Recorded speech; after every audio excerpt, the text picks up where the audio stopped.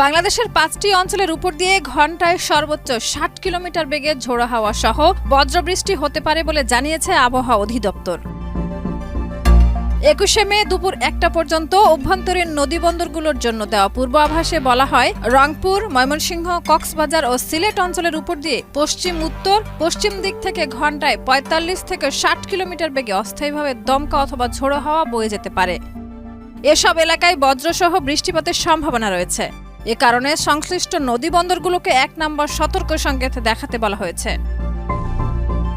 এর আগে ২০শে মে সন্ধ্যায় প্রকাশিত আরেক পূর্বাভাসে জানানো হয়, ২১শে মে রংপুর, ময়মনসিংহ ও সিলেট বিভাগের অনেক স্থানে, রাজশাহী, ঢাকা ও চট্টগ্রাম বিভাগের কিছু কিছু স্থানে এবং খুলনা ও বরিশাল বিভাগের ২-১টি স্থানে অস্থায়ীভাবে দমকা হাওয়া সহ বজ্রপাত ও হালকা থেকে মাঝারি ধরনের বৃষ্টিপাত হতে পারে।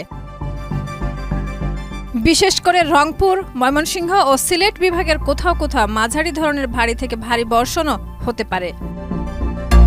এছাড়া সারা দেশে দিন ও রাতের তাপমাত্রা প্রায় অপরিবর্তিত থাকার সম্ভাবনা রয়েছে।